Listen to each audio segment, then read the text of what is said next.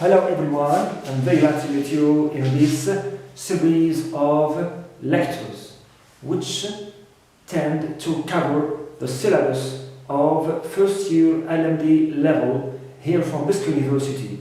So, these lectures represent a kind of general introduction, right, and overview about literature in general without specifying, right, American or British or African or any other type or trend in literature. So we start with this lecture by introducing the background of this field, of this ocean of knowledge which is called literature. So when we say literature, of course we all remember the stories, short stories, plays and so on. So that's why, as we are in our daily life always in touch with these forms of art, we need to have an idea about, right, the origin of this field, which is literature. In fact, if we trace the origin of the word literature, we find that it is derived from the Latin word litera. Litera. So literature is taken or derived from the Latin word litera, which means letter. Alright, letter means here we mean that element of the alphabet. Also we have another related word to the word literature, which is also originated in the Latin language. It is literatus. Literatus here means or refers to a man who is notable for his knowledge and cultivation. So as you see here, there is a very obvious and strong link between literature and letter and education and literacy. Right, so the field is directly and rooted directly to literacy and also cultivation. Good. Now, as you know, the module also is called either literature or also sometimes we call it literary text. Literary text. So we need also to decipher, right, or decode the origin or the meaning of this word text. Now, after reading about this word, we can discover that text is taken from the word or is related to the word textile. It is related to the word textile. Textile here means, of course, fabric. Fabric means here piece of cloth. Alright, piece of cloth. Now, what made this analogy between text and fabric or cloth? Now, just as fabric, right, is made of a group of threads, or just as threads form to us, fabric, single threads form to us fabric, so also likewise sentences and words, form to us a meaningful and coherent text. So as you see here, we have a clear link between text, textile, fabric. Clear? So where are these notions on the board? We have first literature is taken from the Latin word litera, which means letter. Right, which means letter.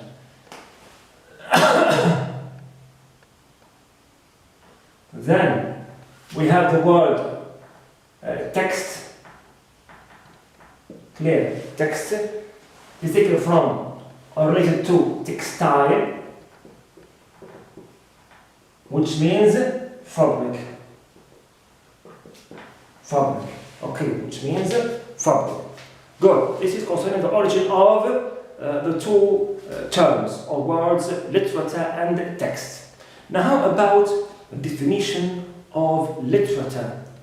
In itself, this wide field of knowledge. Literature. Now, when you read about literature and its definition, the different sources and in the different encyclopedias, you feel sometimes as if you are, okay, unsatisfied with these definitions, which may seem sometimes vague, right? Or sometimes have that kind of bias when focusing on particular hourly notion within that, okay, large and huge field of knowledge. This, of course, because that every theorist or every, I don't know, educator tries to define literature from the perspective of his own interest. Someone may define it from the perspective of, I don't know, of form, another one from perspective of its purpose and objective, another definition, right, may define it from the angle of, I don't know, angle of psychology, right. Another one from the angle of aesthetic beauty of the field, and so on and so forth. That's why we find that these definitions, we can say, they are scattered, okay, and sometimes they confuse the reader because he feels that, okay, they don't really offer that comprehensive view about this huge, right, field of knowledge. Good. But usually, okay, critics and educators, okay, introduce two different meanings, all right, for literature. We have a broad definition, general, and a broad definition about literature in general, and we have one which is academic and very, if you can say, relevant to that notion and that concept we are familiar with. Now let's start with the first one, which is the broad definition of literature. Now scholars and educators define literature as all what is written and all what is in print.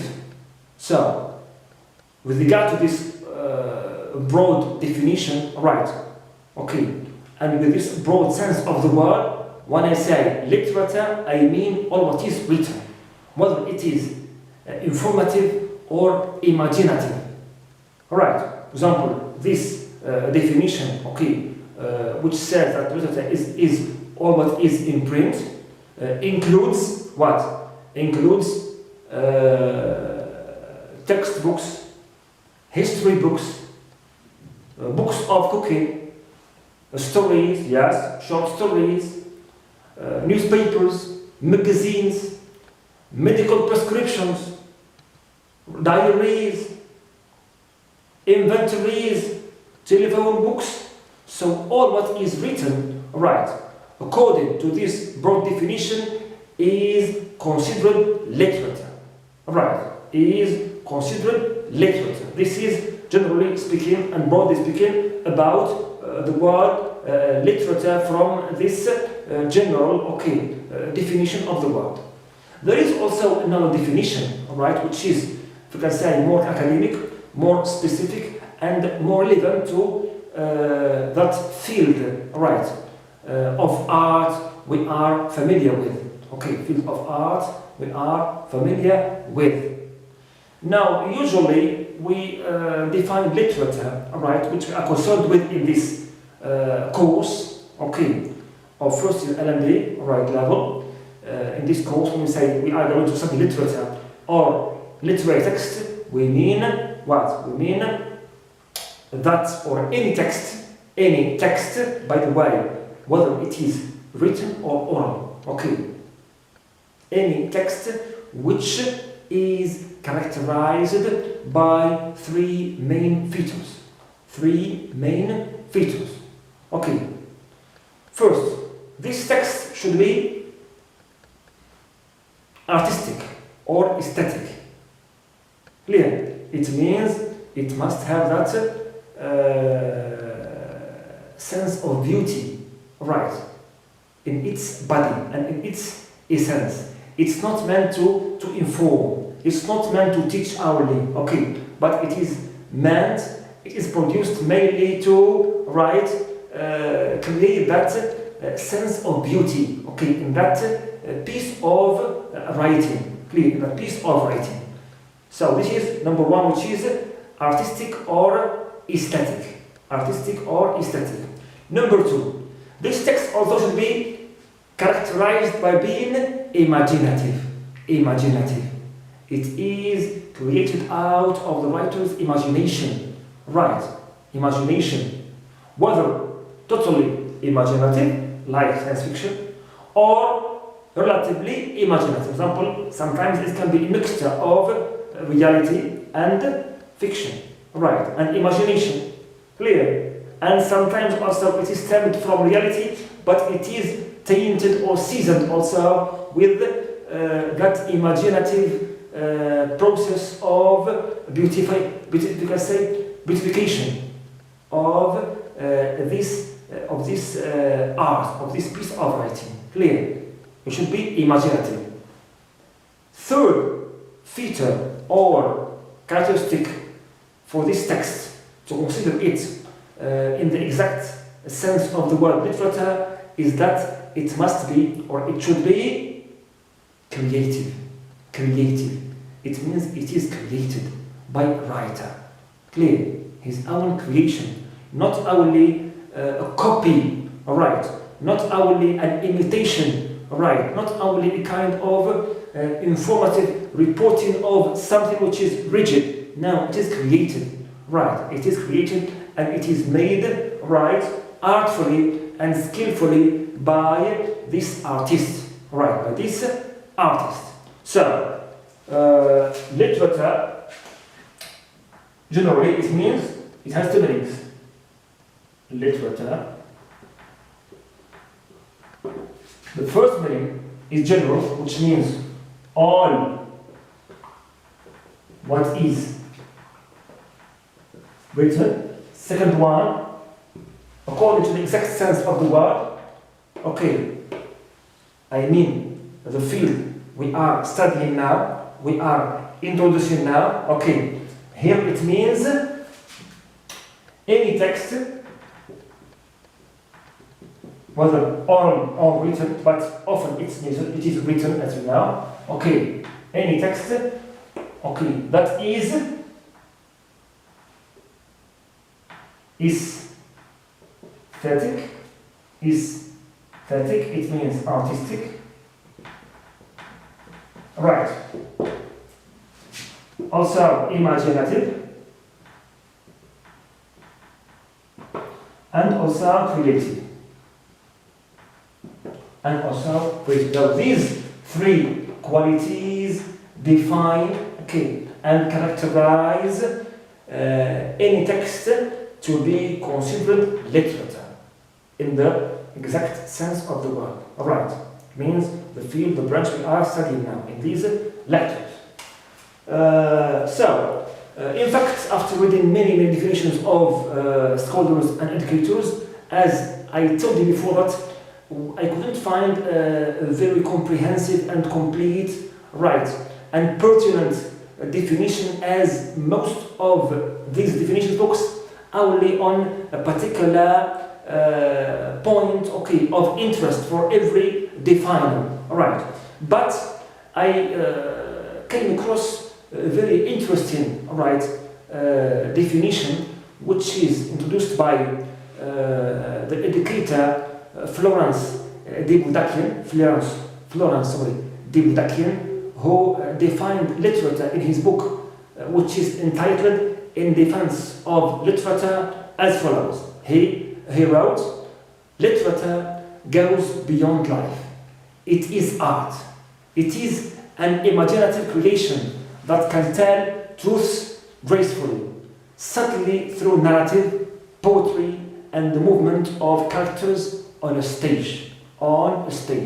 So as you see here, he mentioned the three axes which characterize this field of knowledge. Okay, which are, when he said it is art, he refers to artistic, it is imaginative, creation.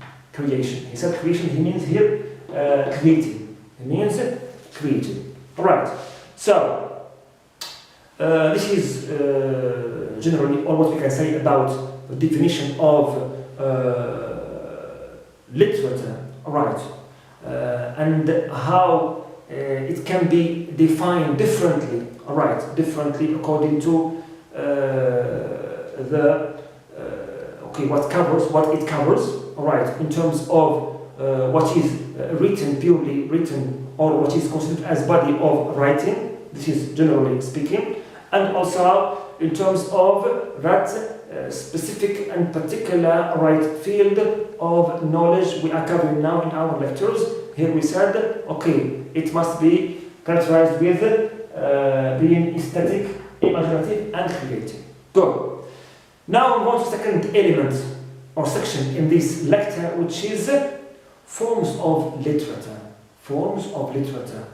Now, as we have heard now, okay, that literature has, okay, first written form. All right, written form. Clear.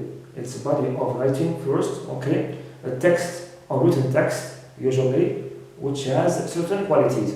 Now, the first form is written form, but also it has another form, which is the oral or the verbal form, the verbal or the oral form, and this form is very widespread, mainly in developing countries. Especially, for example, we can mention the example of the African, okay, countries in which the literary heritage, okay, passed from one generation to another, okay, just orally or verbally, okay, orally or verbally. So we have here two main forms: written form, okay, and the oral form, which predates the written one. It appeared before the written one, okay. Also, if we can say, consider those pictures, those engravings, those drawings of prehistoric age, right, which introduce or represent or symbolize, okay, piece of literature, okay, which is engraved on stones. Here also we can consider it as another form, which is the pictorial form. Pictorial form, okay, because here we have pictures which tell stories, which represent, okay, or replace a piece of narrative, all right, through these pictures, and so on. So we have written form, oral form, pictorial form, three genres, clear. And this one, the last one also, is considered the earliest form of literature, okay, since the Stone Age. The Stone Age, right. Today, as you know, also critics consider films as another genre of literature. So, films, if we regard their form, we find that they are a combination of what? Pictorial and verbal, or acoustic, okay, or oral, okay, pictorial and verbal. They have what we call an audiovisual form, okay, audiovisual form. So this is the first form, okay, of literature, or the modern form of literature we see today, okay, in different media, So let's capitulate and say literature has now four forms. It is written, it can be oral, it can be pictorial, and also it can be audio-visual, like films which combine, all right, both the acoustic or the verbal and the pictorial together. So, write this.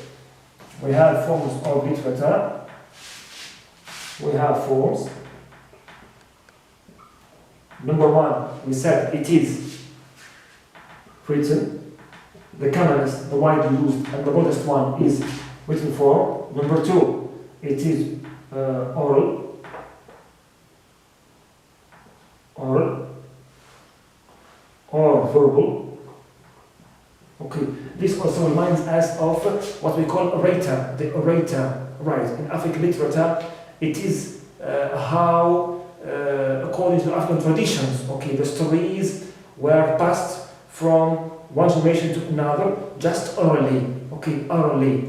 This tradition of recounting stories is called orator. Okay, orator. Only the narration of or recounting of stories from one generation to another, just only is called orator. Orator. Also, a third form, we said it is pictorial. Pictorial. Okay, like the drawings and like also the prehistoric engravings and so on. And the fourth one is the audio-visual. It's another one, audio-visual form, like as we have in films and movies. So we stop here for this first part of our introduction, because this introduction is a bit long and it requires some thorough details about every section in it to clearly, clarify, the essence of this field of knowledge before we dive more deeply into its genre, its schools, and its movements and so on. So we need first to have an idea about its background, its origin, and also its different specificities. So we stop here. Thank you so much, and see you in another video, another lecture, always about our module literature and our subject literature. So thank you so much.